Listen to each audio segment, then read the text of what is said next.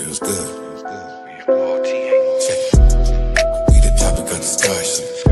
Whisper in the ear, had a blush. Saying what it is, what it was. Baby, we the topic of discussion.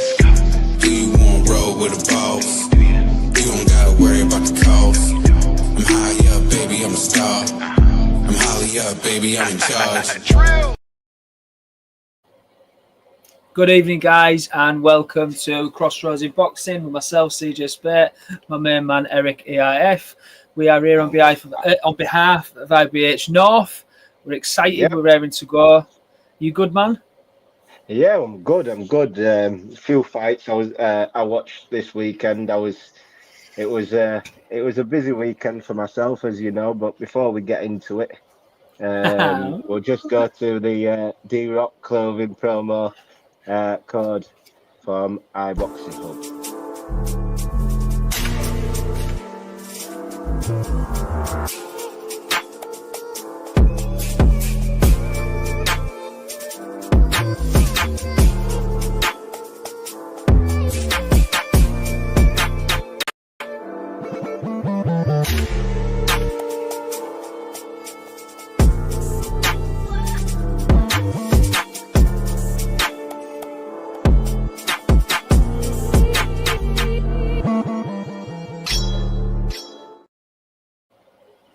And we're back.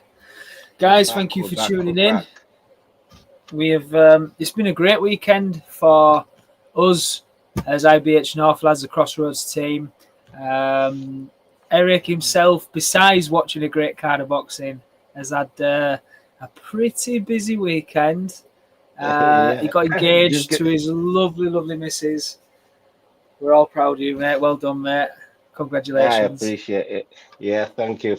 Yeah, finally decided to pop the question. I am. She said yes. So all the nerves I was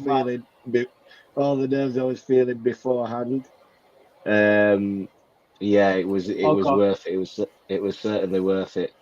And I got a resounding yes. She was very surprised, which I'm happy about, because sometimes, you know, you can plan these things and some information gets out, but it's a bit underwhelming. But the moment itself was, it was a good feeling, and it was about time I did it, to be fair.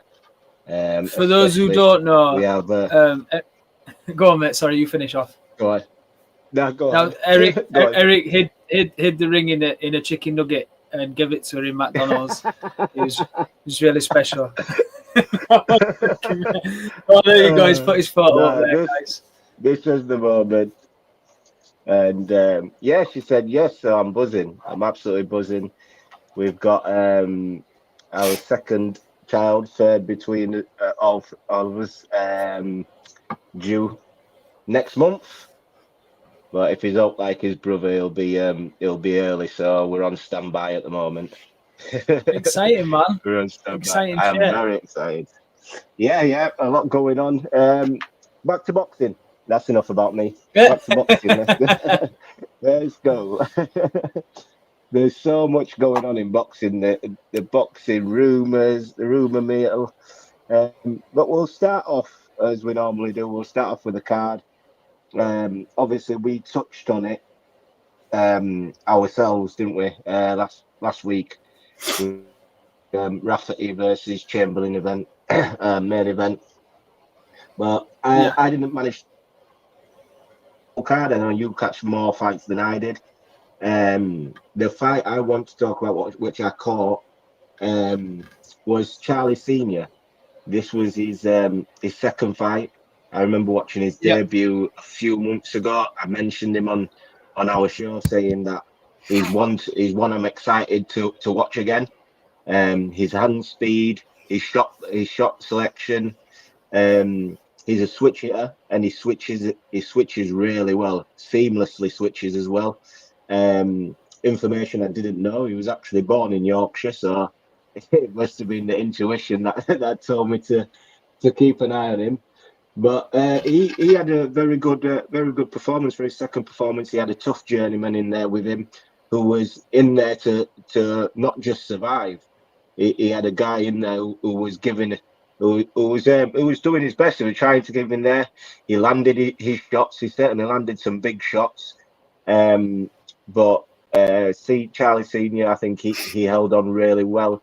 He's, like I said, his shot placement, his pressure, how he fought. A little bit leaky on the defense late on in the fight as he's trying to get this tough guy out of there. He's trading a bit more than he probably would do as the levels go up. You know what I mean? He'll probably look after himself a little bit better. But for me, it was a good performance for a second outing. And yeah, I'll be keeping a close eye on him.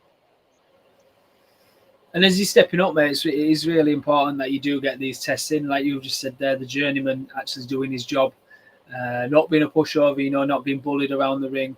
That's hard to find in the pros. It really is. It's easy to get someone in who you're going to walk over at times. But yeah, if he's had someone in there who's tough, and I think it was Darwin Martinez who I've seen before. Martinez, so yeah, that's who it was. Yeah, definitely does know his way around the ring. So good tests, and hopefully more to come from him in the future as he's stepping up the levels. It's actually quite a big card. I've got it in front of me, so there's obviously some that won't have been televised that we haven't seen. I'll just start right at the very bottom if you like, and we'll work up. Just the results for everybody. There was Jack Power had a 6-rounder with Dimitri Protkunas, and he won over the 6 rounds.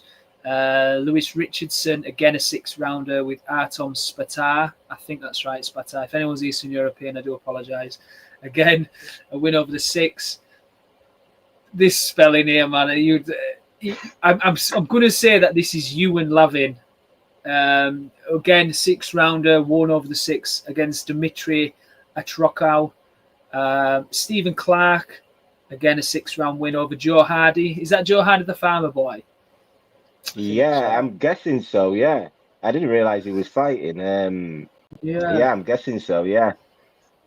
And then we've got to Charlie Senior, mate. So from then on, Stephen Cairns. Yep. Stephen Cairns got a TKO win in the 5th round of 8 rounds against Kirk Stevens. Then to Henry Turner. Now, is he the younger to Jack Turner, who was a bit higher up in the card? Yeah, I think so, yeah. Henry got a stoppage again. 3rd round, that was listed for 8 against Ivan Blazovic. And then to Nelson Birchall. Did you catch that one? The Birchall one, yeah, that's the one I caught. I think he stopped him with the uppercut, the short uppercut in the 1st round. I don't know whether the opponent really wanted to be in there with him. It was a nice, just a short uppercut, a short left hook, sorry, and a short uppercut. I'm not sure if the uppercut really landed that well, but he went down, and yeah, I don't know whether the kid wanted to. I think he probably felt the power and didn't really want to be in there much longer. He stayed on the knee till the referee counted to 10. And that's all she wrote on that one. Then we're stepping on to Jack Turner. I did catch that. My God, he's got some power, and it just carried through the fight. That went over. That went 6 rounds. He stopped him in the 6. That was supposed to go 10. No, it was scheduled to go 10. And then we got the 2. And I mean, we could spend a lot of time with these last 2, really, couldn't we? Zach Miller and Leon Woodstock. What a fight! What a fight, mate. Well, I've just finished watching it, like literally before we came live. I'd managed to finish the 12th round, and listen, fair, like we said before, we spoke about it. Leon Woodstock, I don't understand how he's still going, and apparently he's only 31. I remember Leon Woodstock about 4 years ago. I'm not sure if you can get it up, CJ, when he fought Zelfa Barrett, and the beating Zelfa Barrett gave him in that fight. I just remember Zelfa just landing at will, and at that point it was really. I still have my eye on Zelfa. I like Zelfa's style. I like how he boxes. Zelfa was just absolutely piecing him up. and I didn't really think I'd see much of Leon Woodstock. And then I think was it Kurt Walker or somebody he came back to last fight? Who was it he fought last time? Because he fought His not last so fight was long Kurt ago. Walker, mate. Yeah. Kurt Yeah. Walker, yeah. And I said then, I was like, how is Leon Woodstock still going? What's going on here? And obviously he had that fight, and then this fight came up, and all the antics through the build up, wearing a ski mask and all this what went on. I was just like, by God, this guy's just gonna get knocked out. But yeah, was I wrong, and pleasantly wrong at that. Leon Woodstock came out firing straight away from the first round, and you could watch that first round, and it just take it from me, every single round after that was exactly the same. They were both in the pocket, throwing shots. I think Miller certainly landed the better shots.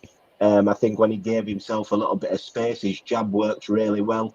His straight shots worked. The uppercut landed a lot. But Leon Woodstock, he was pressing. He was pressing Miller at times, landing big overhand right hands. Good body work from Woodstock as well. Really good body work in there from both men. And for 12 rounds, we just got a good old British war. And that's what I love about British boxing. They're the sort of fights what I look forward to. You know, when it's two names, you're not really expecting a firefight, but you watch the fights, and when it's British Commonwealth level, and they're not the superstars who have a name to protect. They have this. These are pure fighting men who want to fight and want to win, and you get classics like that.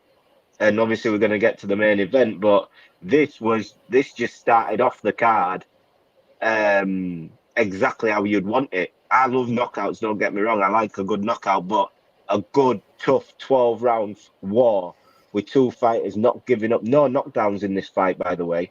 And they threw a lot of leather, these guys. And they landed. Both men was landing. We've got a clip here of, I think, Miller landing here on Woodstock. And then Woodstock landing on Miller. Did you find the cards a bit wide, Ez? I've got here, I ain't got the third, which I forgot. I've got down here, I've got 117, 112, and then a 117, 111. Yeah, two of them were 117, 112. Two was 117, 112, and one was 117. When I heard the 117, 111, I thought, okay, we've got one home judge here. And then he said, and the other two judges have it the same. And I was sort of expecting maybe a 116, 114, one, something along those lines, giving Woodstock like credit for his work. And I think he deserved credit. But sometimes in fights like that, and we're going to go to the main event as well, fights like these, you get that. You get those scorecards. Some judges will see who's doing a little bit of better, landing the better shots, but it doesn't tell the story of the fight, the scorecards. That's true, yeah. Those are the fights you need to go back and really watch and see, right, this time I'm going to try and score this fight rather than just watching it, because watching that fight was difficult to score. I can't lie. The 117, 111, or 112, you can see it's wide, but then you can go back and watch the fight, and then when you're actually scoring it, you're like, oh, actually, yeah, he probably did just do enough to win this many rounds. So I'm not too hard on the judges for those scorecards, simply because it was one of them fights where I'm gonna give it to the guy I think did just enough to win, and you could get a lot of those rounds. You could get a lot, and for 12 rounds, you had that for me. For 12 rounds, what did you make of it? Yeah, more or less spot on the same there, mate. I mean, like you say, seeing Woodstock in the co-main again, it's like, fucking hell, there's no way he's still doing it. But yeah, he's only 32. He's been boxing 10 years as a pro. Miller did the fundamentals absolutely brilliant. He was a lot sharper, I thought. Woodstock was all pressure and aggression, which he did well, and he was relentless. He didn't stop, and it was a tale of the cards didn't do it justice. Like you'd said, Woodstock was in that the entire fight. I think very, very good for a British domestic clash again, for the Commonwealth title at featherweight. You wouldn't, obviously not going to see that fight again, but you couldn't moan at it. You couldn't get much more out of it. There was a head clash as well. I don't know what round. I can't remember. Woodstock. There was absolutely blood and claret all over the ring. That was the first round. First round. The cut over his right eye, just in the corner of his right eye. Yeah, first round. Just a fantastic fight. Just really good for the fans. Really good for both fighters. Obviously, I know Woodstock's coming away with that with a loss, but I've seen him on social media. He's happy, not happy about the loss, but he's happy in his performance. He doesn't think he could have done any more. He certainly said that he doesn't think this is the end of his career. So brilliant, mate. I'm looking forward to seeing what Miller can do, where he's going to go from here, mate. Yeah, so, you know what, both of them, and this is exactly Crossroads is what it is. Leon Woodstock, you look at that fight for him and you probably think, you know what, a loss here for him, and that's probably him calling it a day. But when you come out with a performance like that, you can't. It's hard to call it a day, even from a fan perspective. I want to see Leon Woodstock again. I want to see him up against the next person who they think is going to be. He is now, for me, a gatekeeper at that Commonwealth British level where the new guys have to go through him. That is a tough test for any young kid coming through, any prospect coming through.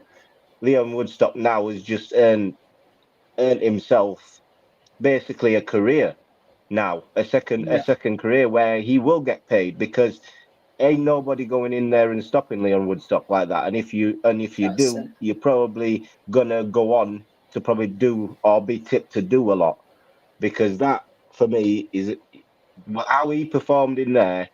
Like you said, the scorecards didn't do him much justice, but if he can come out of that fight and say, I'm happy with my performance and I couldn't do much more than what I did, but I still want to be fighting, then I'm happy, and I think that's probably the right way to go about it for him. Yeah, definitely.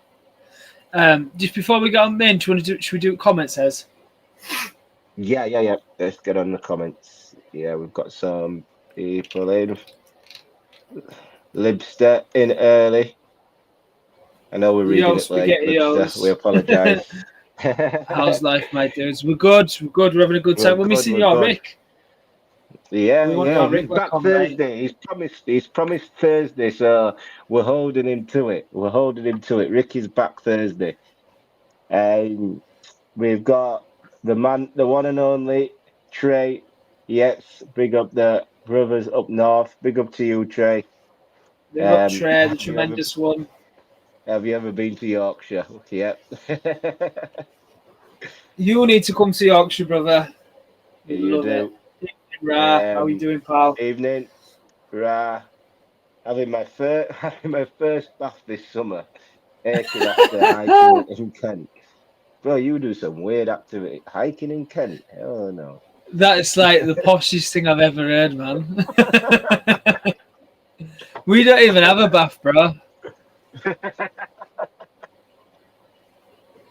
Oh, God. That's Trey laughing at Ra. Yeah. But, yeah, on to the main event for this one. I'll let you go first on this main event. I'll let you go first. Okay. So, Jack Rafferty, Matt Chamberlain, they was in a absolute fucking British barnstormer. One of the best I've seen, one of the best domestic fights I've seen, truly. It probably won't get the credit it deserves. Not when there's bigger names out there like you said, fucking Eubank and Ben or whatever, but an absolute war for 12 rounds. Fantastic fight for the British and Commonwealth at super lightweight. And it ended in a majority draw. I mean, I do think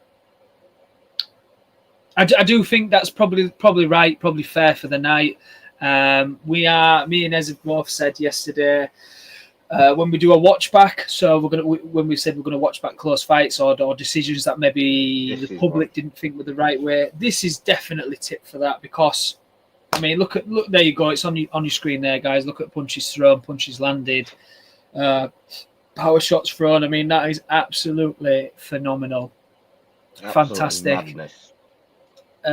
So obviously Rafferty was coming off a stoppage win of Corey O'Regan. I think we said that last week, which we both wasn't too pleased with Rafferty at the time. He didn't look quite comfortable. His punches weren't quite set.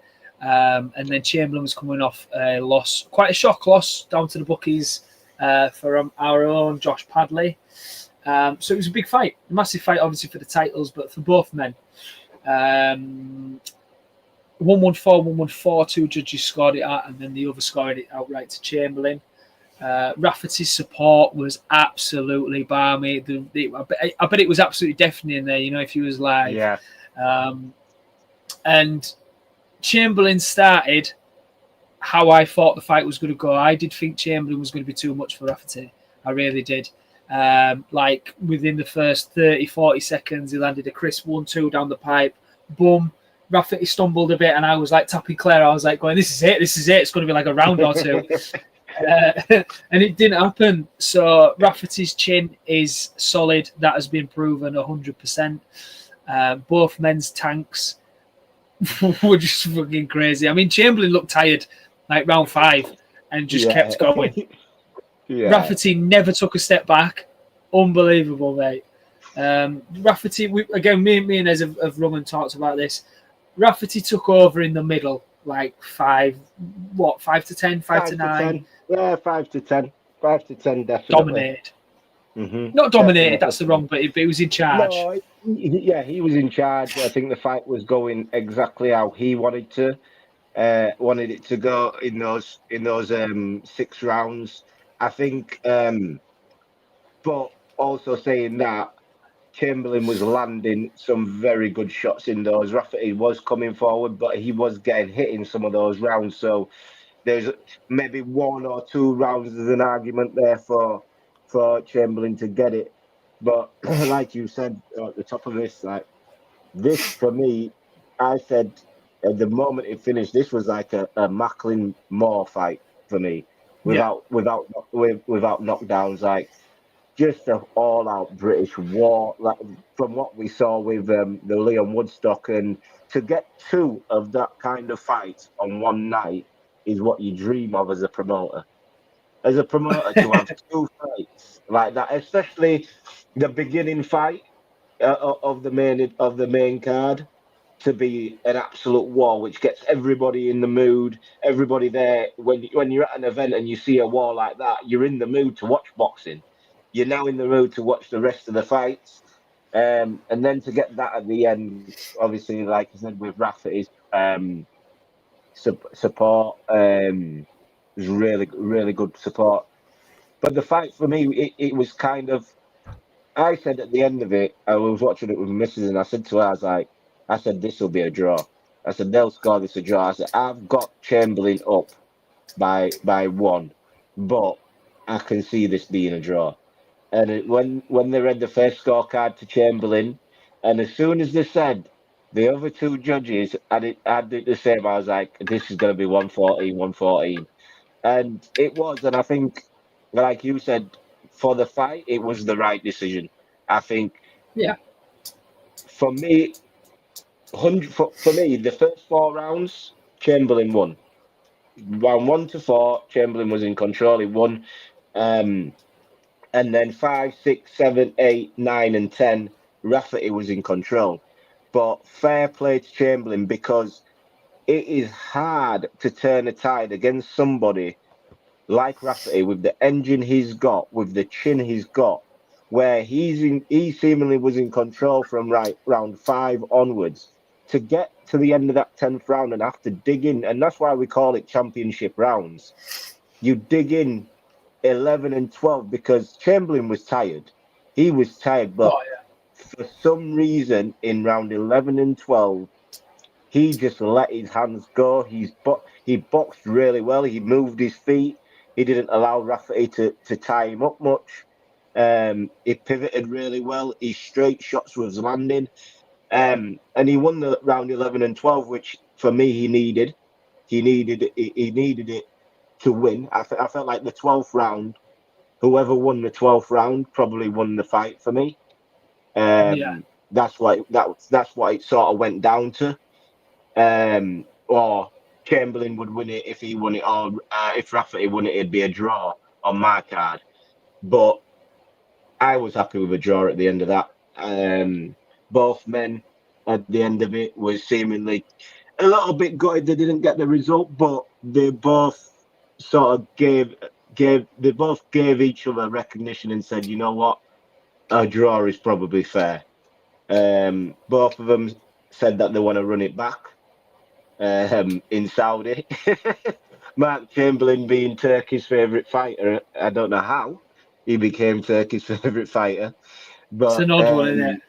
Yeah, it's an odd one, but he said, "Yep, Turkey. If you want fights, if you want real fights, wars, men who come to fight. This is." And I'd love to see that rematch on a Turkey card.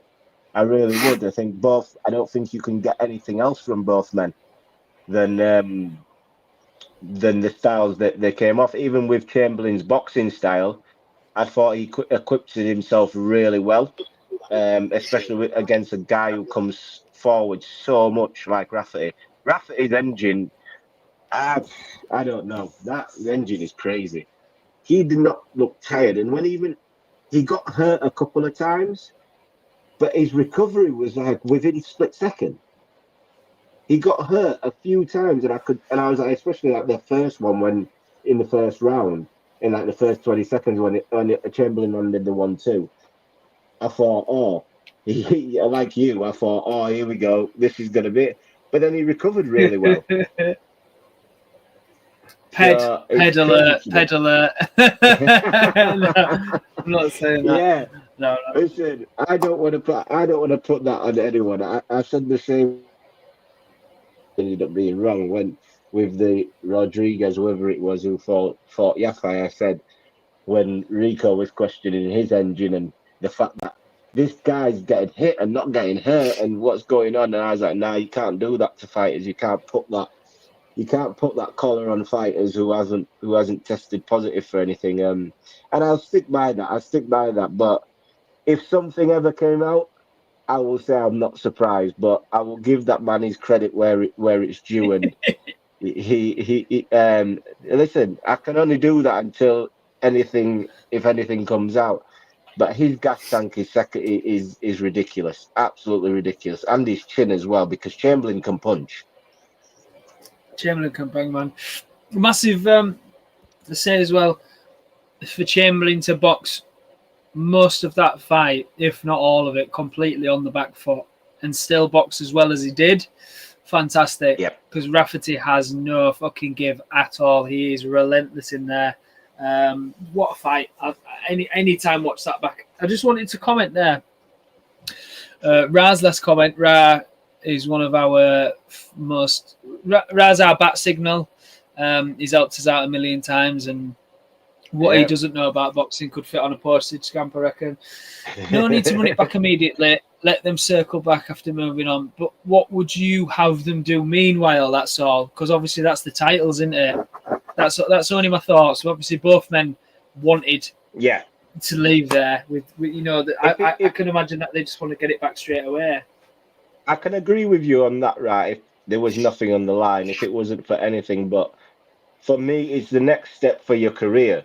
Rafferty wins this fight, he moves to the next step. He sort of as Jack said, are you talking about me? About what, Jack? The promoter's dream.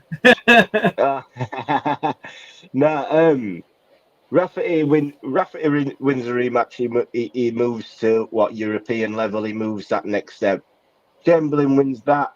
He gets to defend. He becomes moving. I don't see where Chamberlain can go outside of moving up a level, because there's no one else to fight if Rafferty is the British and Commonwealth, right? I do. Yeah. Sorry, mate. I was catching up on. I was just cutting on Jack's comment, then loading up. No, we don't know CrossRoads. That not knowing boxing. Right, I get it. Yeah. Jack, listen, mate. You are a fountain of knowledge. Don't ever doubt that, mate. We love having you on here. But yeah, because you're right. Because the titles are on the line, they aren't going to want to leave that at all. And why not take it while it's fresh? We might as well let them rest up. No. And fuck me, they'll need a rest up because I bet they felt like they was in a train crash. And run that back in Saudi. The fight itself was so good that both fight is. I don't see where they can go separately now, just to get that entertainment and people to get a definitive answer from them, because ultimately, what's going to happen is Rafferty can move on and Rafferty can get beat by somebody else. He's beatable in my opinion. His gas tank is great. He's got a good chin, but if someone can, if Chamberlain's gas tank was anywhere near, although he had a good gas tank to even stay in there, but for 5-6 rounds, Chamberlain looked tired.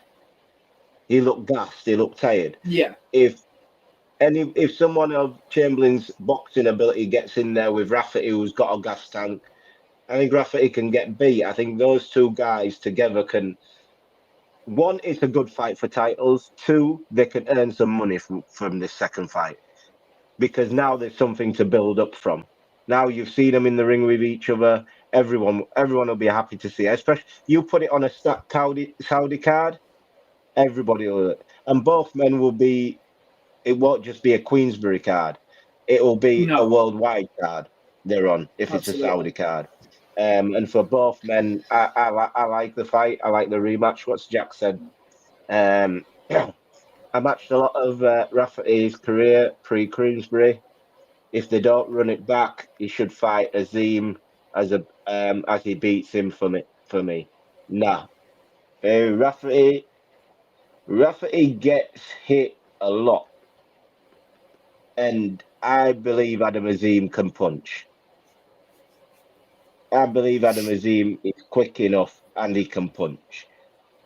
I don't think Rafferty beats him. I don't mind the fight. But why is Adam Azim going to fight the Commonwealth champion when he's now supposed to be at world level? I can't. The boxing business doesn't make sense on that one. I agree with you on that, as I don't get that one. But as in terms of names and fights, I would like to see that. I fancy that. I mean, all we want to see is Adam Azim actually step up and fight. I'm saying that the business. So I've just remembered. Adam might not be with Ben soon. He might end up at Queensberry. So Jack, there could be a chance that could be Adam Azim's first fight at Queensberry, just as a quote unquote showcase fight. But I don't get why he would fight for the Commonwealth and British titles now. I don't understand why Adam Azim would do that for his career. I don't think Shane McGuigan would put him in that position. I don't think they're going down the levels. I really don't. I think they're looking for world ranked opponents. As such, they're looking for names. There's plenty of old names at that 140 division from America.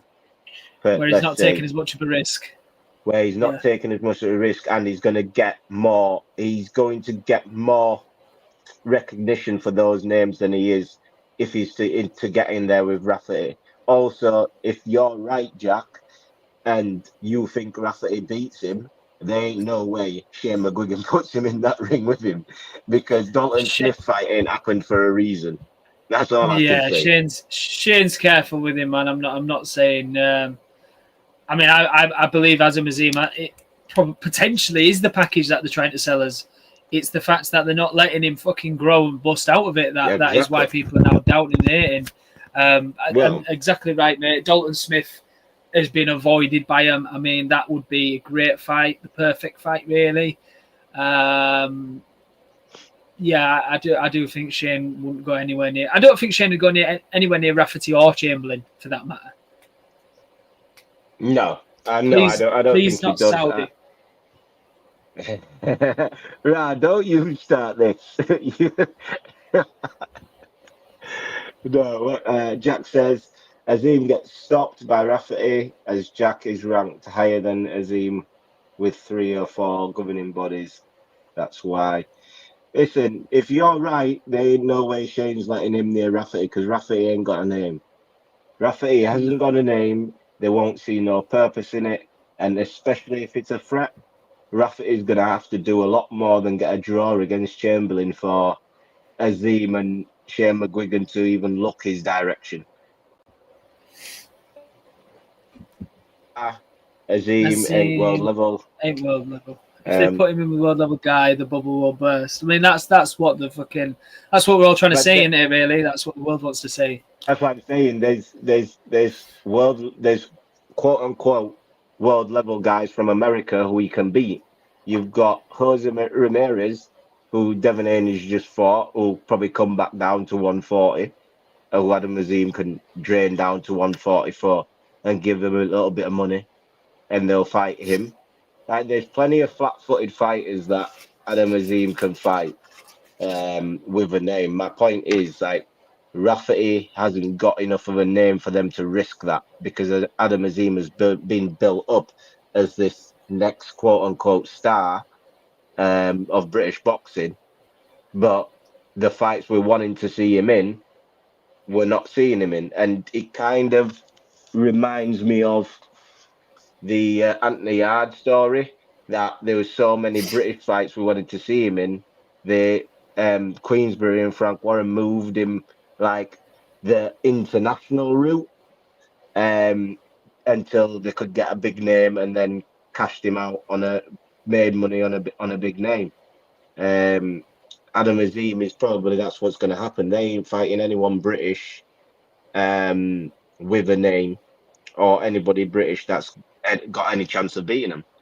They're not going to do it. I think with the Rafferty thing, it ain't going to happen. Rafferty, they ain't going near Rafferty. Especially if you're right, Jack. And I don't doubt you. Never doubt you, Gladman. Raz saying a lot of Jack there. Raz saying again, why is Azim so rated? Not done anything extraordinary, nor does he sell much. Well, that's it, mate. These are the questions we're all asking. Yeah, 100% agree with you, Raf. I definitely agree with you. I'll tell you what, mate. While we're stepping off, go on. Rafferty as a promoter, Azim may not, so McGuigan may not have a choice. Yeah, they're watching him though, aren't they? They're matching him very, very carefully. And like I said, McGuigans are in control of all their fighters, don't you, Jack? You know that better than it. McGuigans are in control of all their fighters. There's been enough court cases about it. Exactly. This is why when a fighter leaves, it's always a problem. They're in control of all the fighters. It's always an issue when a fighter leaves the McGuigan gym because them contracts are tight. Them contracts are tight. So, listen, we've seen it with Caroline Dubois. It's the same partnership. Shane McGuigan, boxer. We've seen the same with Azim. They are not willing to fight the people we wanted them to fight. There's always a reason why we can't fight them. They're always rating themselves so much higher than everybody else that they're not giving people enough credit to fight them. And that's how it would play with the Rafferty situation. It'll be a situation of, what has he done? Rafferty's just coming off a draw with Chamberlain. He needs to get it back with Chamberlain before he can look at Adam. And you know how the game goes, right? You've been involved long enough. Jack playing devil's advocate. Which part are you? Am I playing devil's advocate? Are you? What else was there? Eric's just shit staring, Jack. Just ignore him. What was you going to say? No. We're just mentioning Yard. I was just going to jump on a different topic there. Obviously, not long. I'm just trying to find the date exactly. Yep, 22nd of Is that November. what it is? That is the date. That is the date, my friend. 22nd of November. That is the day Devin Haney is going to get the respect put back on his name as well. Just putting it out there. That is the day Devin Haney will will have his respect put back on his name, because everybody who's become a Brian Norman fan overnight will soon find out there's levels to boxing. Dalton Smith on that undercard as well. Beterbiev on the undercard. Rodriguez versus Martinez. Mason versus Noakes. Yep. And then you go Naaman versus Haney. So I think we have touched on Rodriguez, it before. Again, Martinez. it's just because his name got... Sorry? Yep. Yeah, go on. No, just because he got brought up. Rodriguez. Yard. What do we think for the WBC World Light Heavyweight Championship against Benavidez? I say this is probably similar to Hrgovic Adelaide. Had a puncher's chance because Benavidez gets hit. That's why I give Yard a chance, because we know Yard's coming to fight, and he has power. I generally think Benavidez it'll go the same way Yard's world title fights go. He will put up a great effort. He'll probably hurt Benavidez. I wouldn't be surprised if he dropped Benavidez. But ultimately, do you think? Honestly, I wouldn't be surprised. Benavidez gets hit and he gets dropped. He's been dropped many times. And Yard can punch. I don't know if Yard's got the power. I don't know if he's still carrying it. Maybe not. But what I will say is Benavidez recovers every time. And Benavidez, what Rafferty is, Benavidez is on a world level. Yeah. Whereas that gas tank doesn't go. That hand speed doesn't go. The relentless pressure doesn't go. And I think he wears down Yard and probably stops him, in my opinion. But Yard will give a good effort. It will be a good fight. It'll be an entertaining fight as long as it lasts.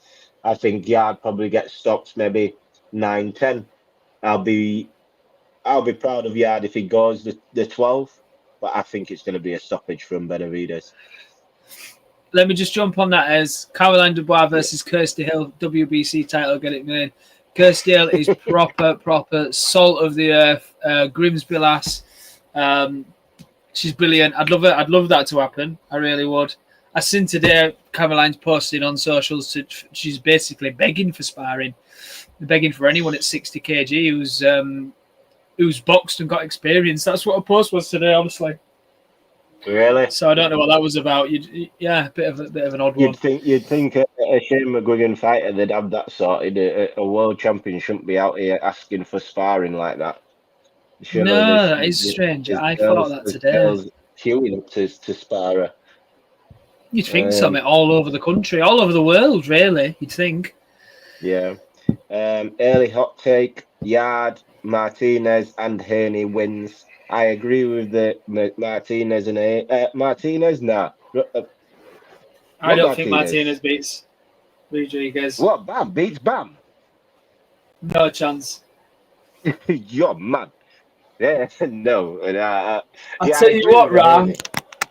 You get some odds for that, my brother. You get some fucking right odds for that, mate. Why do you think he put a hot take in the beginning? Bam ain't getting beat. I can't see it, but listen. Trey says a great card. I agree. It's a fantastic card. Fantastic card. Jack Norman won't lay a glove on Haney. Jack, I knew you knew your boxing. I knew you did. I knew you did. Nah, he won't. He won't. I don't believe he does. Listen, people, the same way I say about AJ, when these people start sleeping on these guys and for some odd reason start just randomly hating people that don't deserve hate and going against them just for the sake of it's cool to dislike this fighter, that's when they show up and show out.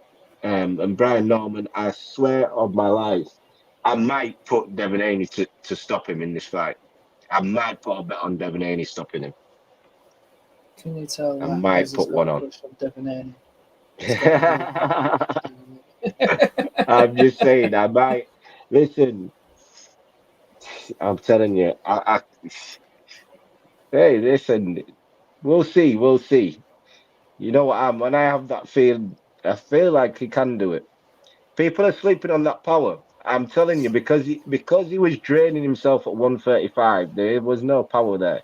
When he was a teenager and not draining himself and making 135, obviously the level of opponent wasn't elite, but he was getting stoppages. He was stopping people. He had what 50? He's got 15 out of 30 knockouts or whatever it is. Um, Antonio Moran, I think he got nominated for knockout of the year against Antonio Moran, who is a world level fighter, um, and knocked him out. But Devon was depleting himself for a long time at 135. He should have moved up a long time ago. And I think once he gets if he's acclimated to 147 properly, the power will start showing. And people will start making even more questions about this snack business. So we'll see.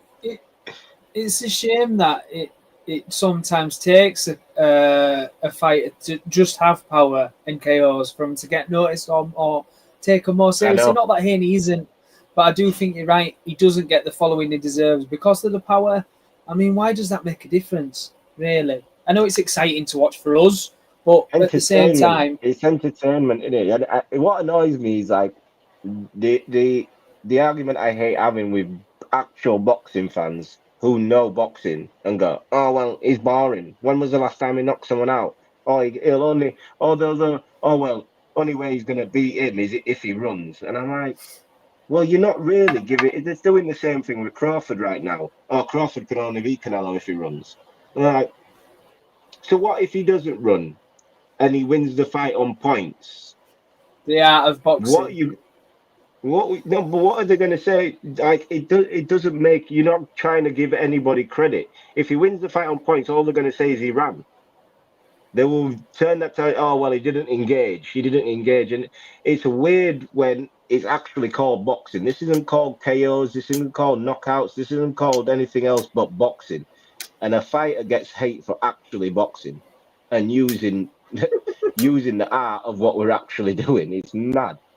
Um, Mandy says, "Hi, I love you. I love you too, Mandy." Hi, Mom. Love you too.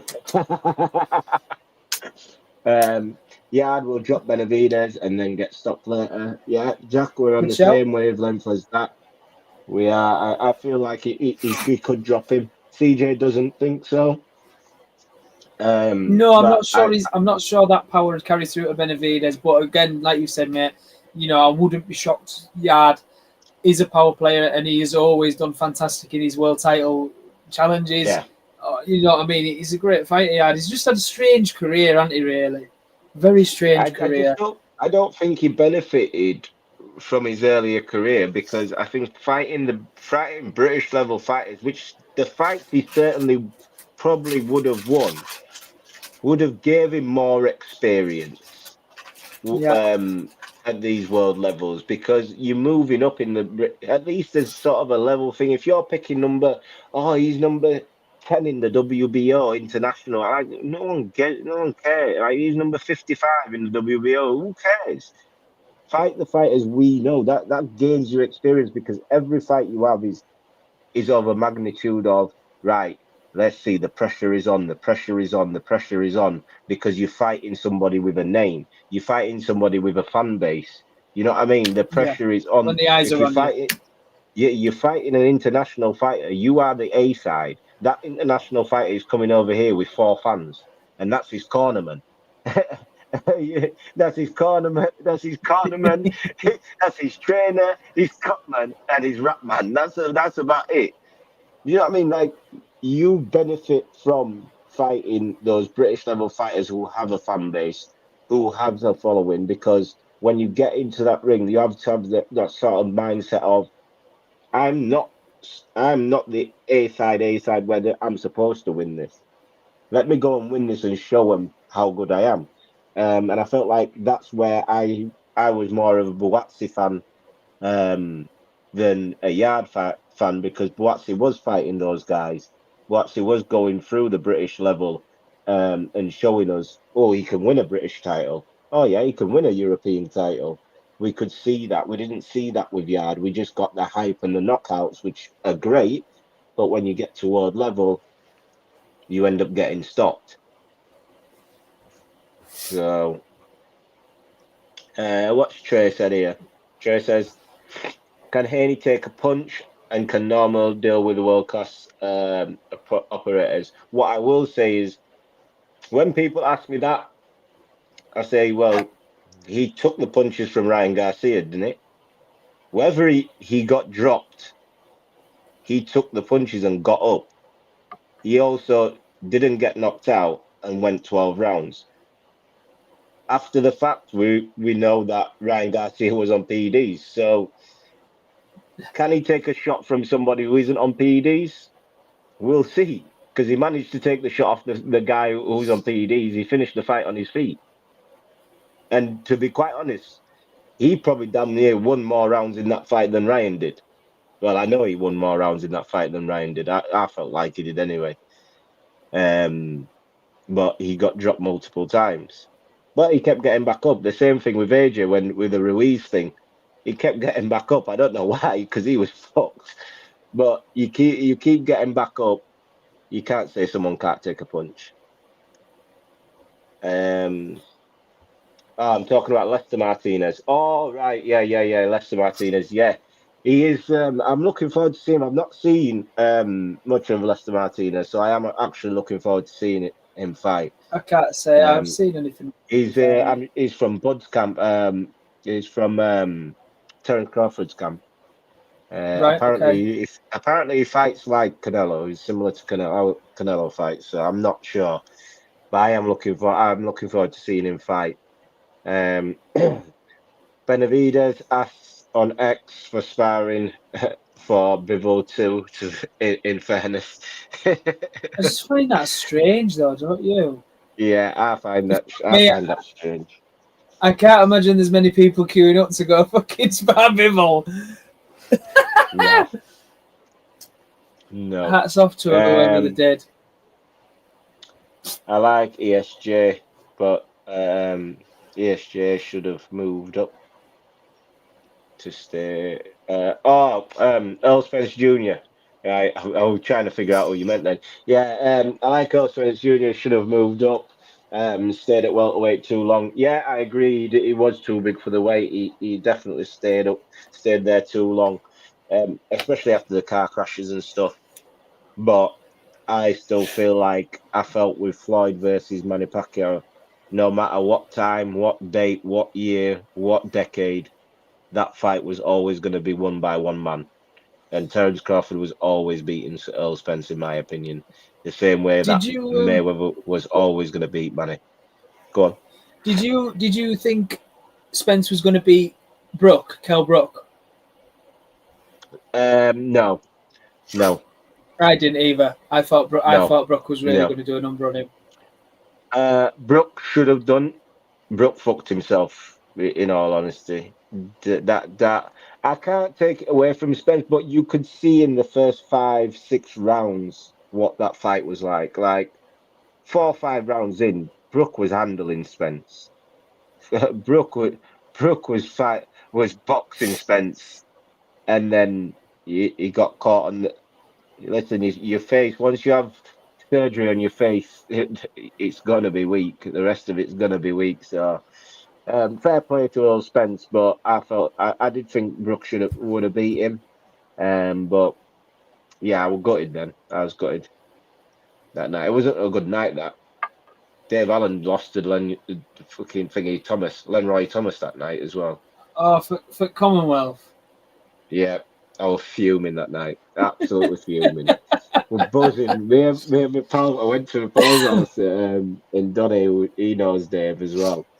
And he was like, you're gonna watch fight Brook versus Brook's gonna defend his title, and that.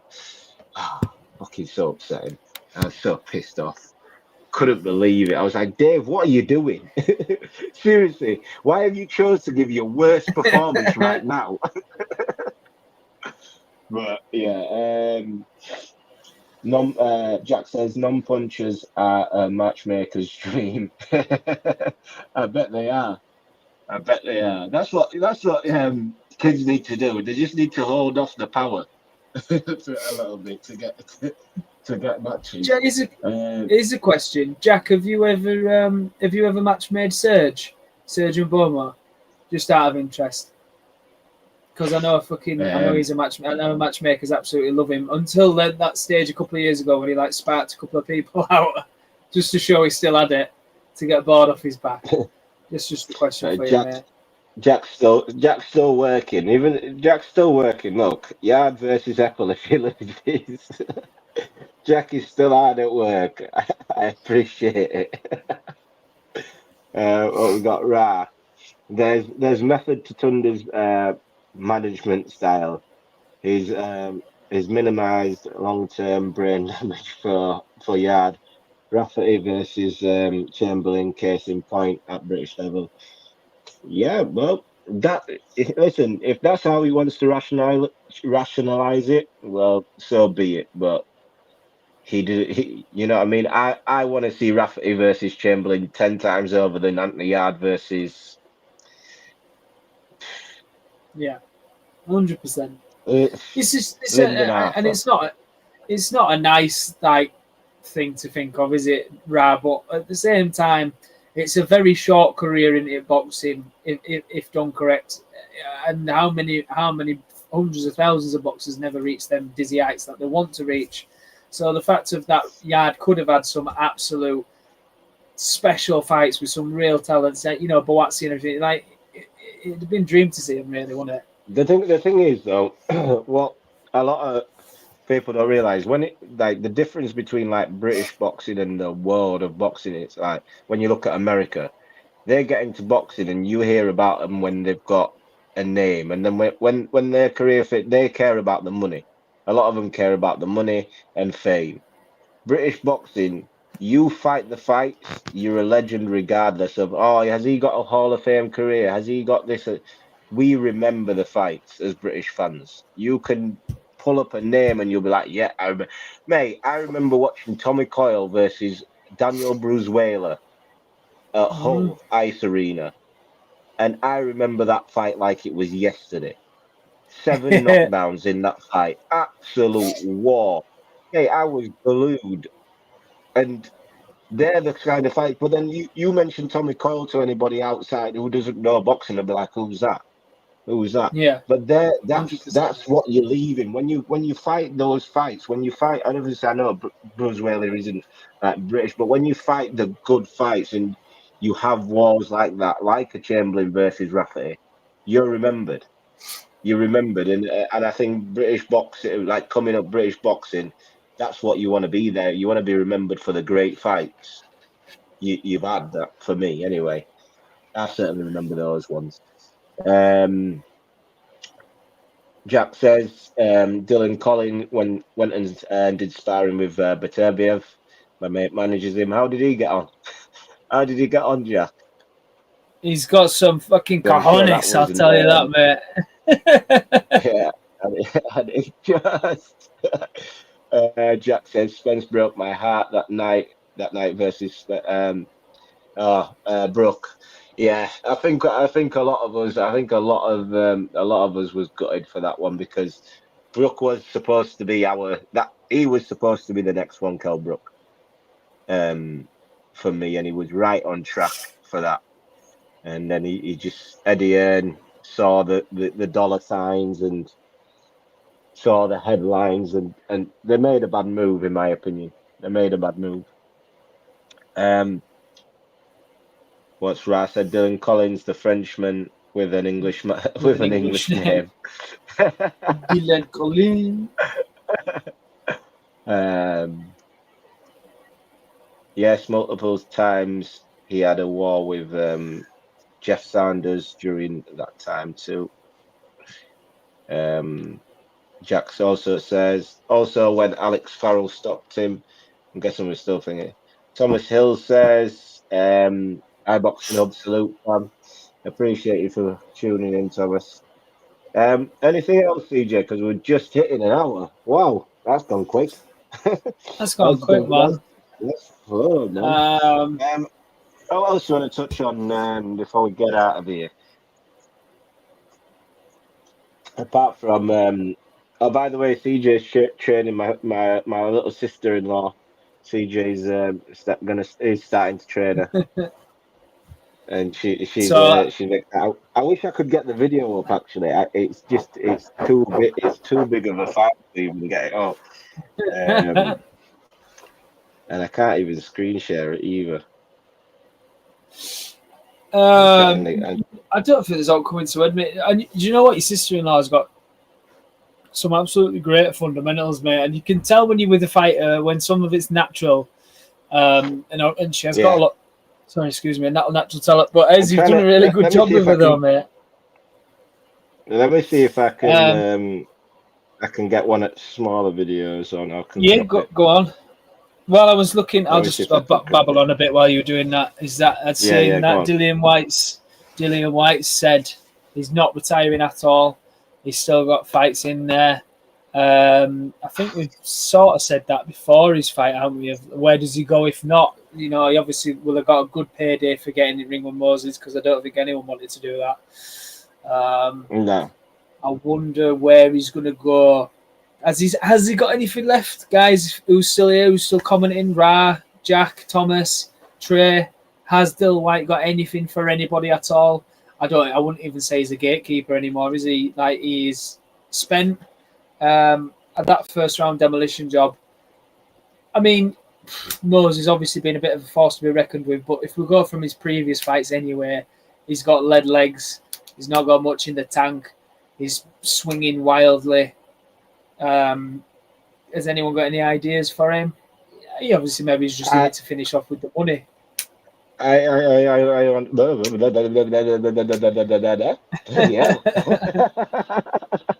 I got lost then. Nah, I don't know what Dillian's got left. I honestly don't know what Dillian's got left. I really don't. He, for me, especially after that performance against Atoma, he hasn't shown any promoter that he's interested in fighting. Because whether or not he did it, Atoma allowed him to look like he tried, for a world-ranked fighter and where he's been in the game and the level sort of he's boxed at, I think that performance was an absolute joke. Like, you should be able to give more to a prospect than what you did. What's Jack said? 1 second. Jack's still commenting, so we've still got Jack, go on, CJ. I was ringside for Troy Williamson versus Mason Cartwright. My mate now has Cartwright as his favourite fighter. Yeah, I took Serge to Liverpool with Jason Cunningham when he boxed Cartwright on one of his comeback fights, and he started so fast. Like, he fucking came at us like with the kitchen sink within the first 30 seconds. That was quite hostile. I'll never forget that as one of my first times. That was one of the first times I was on TV, actually. When Mrs. sent me pictures while she was watching it. Oh, yeah. Fucking big tracksuit on and my big bald head shining on telly and that. And I was like, oh, look, Jason on telly. He's like, yeah, nice, we'll put the spit bucket in. Jason on telly. What else has Jack said? 1 second. Where was we? Me signing a... Jack says, what? A CWG fighter. What's that? I'm not sure on that one, man. What's CWG? What? CWG? I'm not sure what that is. White versus Wilder, good build-up. If it's Wilder's, I think Wilder destroys him. I think if it's Wilder's very next fight, I'm not even mad. I can't lie. I'm not even mad if it's Wilder's very next fight. Because let's be honest, he didn't look great against, who was it he fought? I don't even know the guy's name. He thought, stop it, Jack. Please don't do that. He's not even allowed to fight for it. I'm not gonna lie. He's not allowed to fight for it. White White versus Pulev. He probably does beat Pulev. I don't get it. Oh, Listen, I generally think White shot, but that performance against Atoma just really that shouldn't be happening. Like as good, CJ, no, what do you think? no. I mean, for the shape he got himself in, he should. He'll have been sparring better than that. This is the thing. He'll have had sparring flying at him. I don't get. And people, how do I word this right? You know when people say they got caught cold and someone's come on strong or whatever. Yeah. But I'm sorry, fucking everyone knows what Moses is and what he can do, or what they're expecting from him. So there's no way he shouldn't have been expecting an early fucking onslaught from him, because Moses wasn't going to want to go into deep water with Dillian if he had that in the tank. Yeah. So there is absolutely no need for it. No, Right. And Pulev's even worse. Oh God, don't.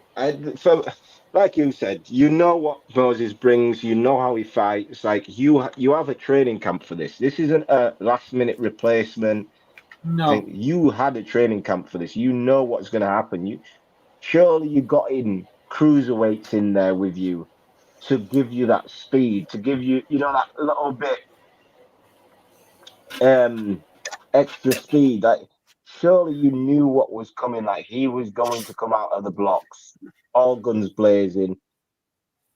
Dillian didn't like even when he attempted to tuck up, it was pathetic. In a word, it really was pathetic. Even when he tried to tuck up, I couldn't believe it. You know what? Part of me could believe it because I picked that it wouldn't go 3 rounds. But part of me also thought, I knew I said this, but come on, at least try to prove me wrong. Because Dillian, the whole build-up, Dillian was like, oh, everyone thinks I'm done anyway. They all think I'm done. So, yeah, I'm done. And, bro, you went in there and looked like he was done. Like I said, he looked like a rabbit in the headlights. Mate, he looked like he couldn't fucking tuck his shirt in, never mind tuck up. He's done. Oh, I don't want to see him box anymore, man. I like Dill. You know, he's been a great British fucking character. I don't want to see him in anymore, man. Certainly not against Pulev. Certainly not.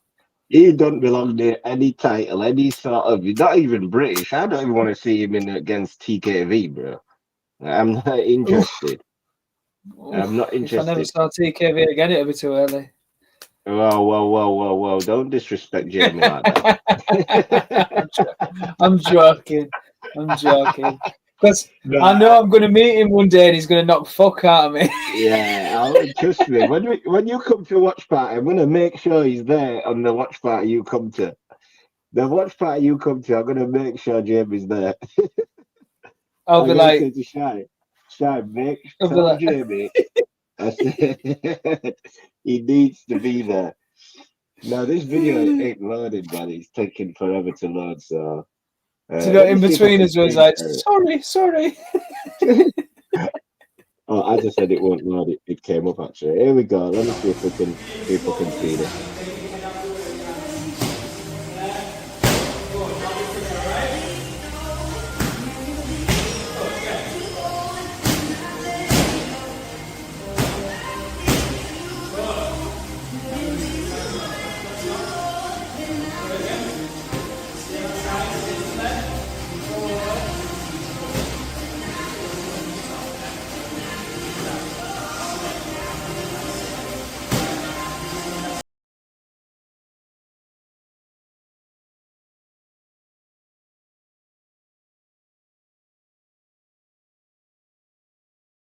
I like that, man. There we go. That was good.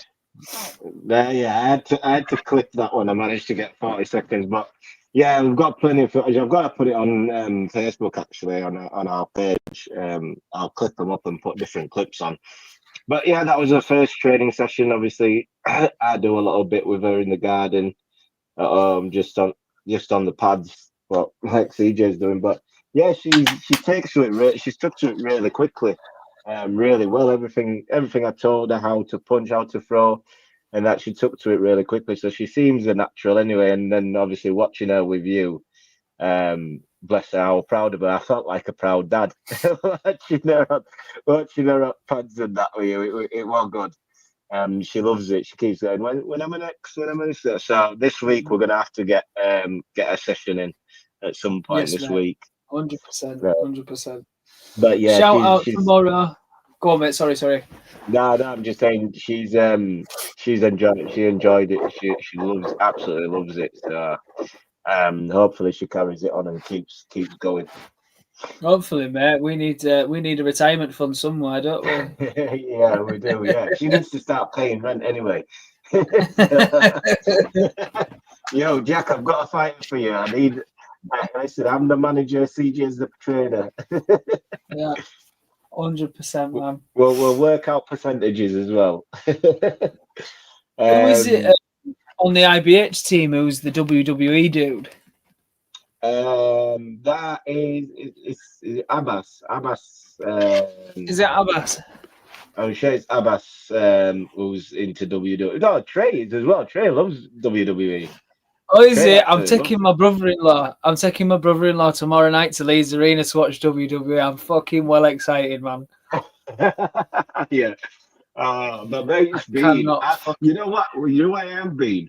I've been to a WrestleMania party before. A watch party before in Leeds.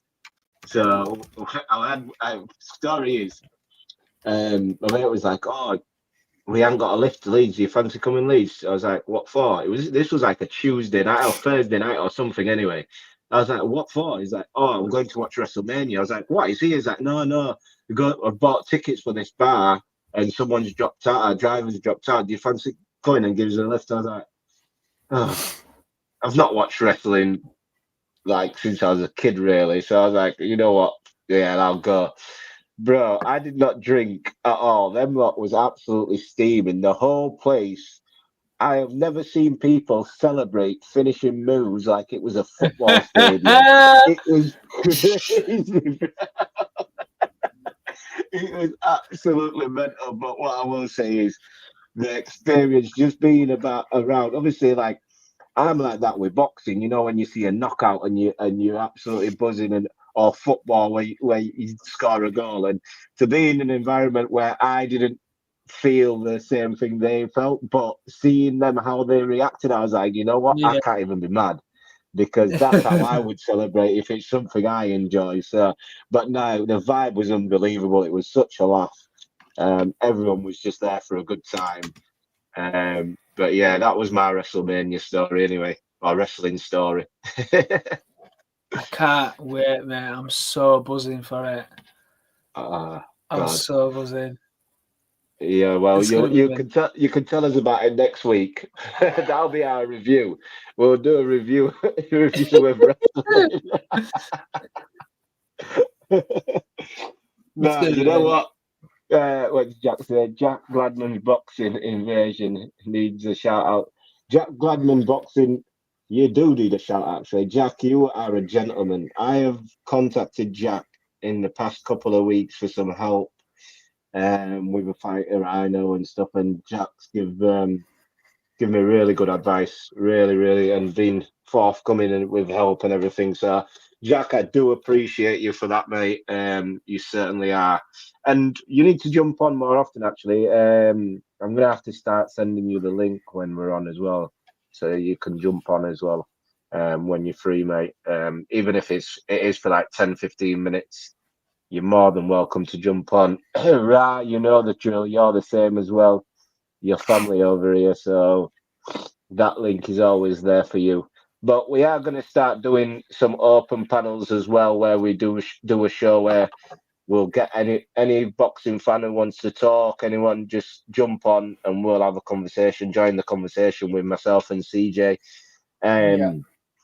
Also, iBoxingHub, Captain Kev, he from IBH USA, he's going to start doing Twitter Spaces on an evening. So I will be co-hosting with him on that, on those, if I'm available, if I'm not in bed, because we know the time difference is a little bit mad. But he's wanting to start doing Twitter Spacing on the iBoxingHub Twitter. So everyone is welcome in the spaces. Everybody's welcome to come up and speak and have a conversation about anything boxing, because there's a lot going on at the moment. There's plenty to talk about as if you're a boxing fan. And what better place to do it than iBoxingHub with myself, CJ, Cap, Trey, Abbas, the whole team. To be fair, there's so many shows we've got all week. We've got a show. IBH USA is absolutely popping off, especially with the watch-alongs as well with Trill. So yeah, just join the family. Keep tuning into myself and the rest of the team. CJ, any last words from you before we get out of here? Just before we get out, I'll reply to you personally about that. I've got some fighters for the future. Moolah for the future, brother. But no, thank you to everyone for listening. Thank you to anyone who's going to tune in later and watch this on a rewind. We appreciate you. We can't keep going without you guys listening to us and chatting to us. So thank you very much. This has been Crossroads of Boxing. Over 30 people watching live right now, and people have dipped in and out as well. So we appreciate you all for tuning in and staying with myself and CJ. We will be back Thursday. Fingers crossed. It will be the three amigos here, all three of us, myself, CJ, and the missing man himself, Ricky, will be here. He will be back in business, hopefully, to give us his take on what's been going on, because we've not heard from Ricky for a little bit. Hopefully, we'll be getting the prediction league back on, because boxing is about to start coming thick and fast. We can get the prediction league, and we will be getting Ricky's takes and Ricky's breakdowns as well coming back. So watch the space. We will be up and running. Hopefully there'll be more consistency from us, but even if we're not here one week, we will be here the next. Sometimes life takes over, but we are working, and we appreciate you all for tuning in and sticking with us. Ra says Ricky needs to stop flexing in the sun and get back to talking boxing. Yeah, I'll send him that message actually. I sure appreciate. No, but thanks everyone for tuning in. Peace, and we're out. We're out of here tonight. Feels good. We the topic of discussion. Whisper in the ear, had a blush. Saying what it is, what it was. Baby, we the topic of discussion. Do you want to roll with a boss? You don't gotta worry about the cost. I'm high up, baby, I'm a star. I'm highly up, baby, I'm in charge.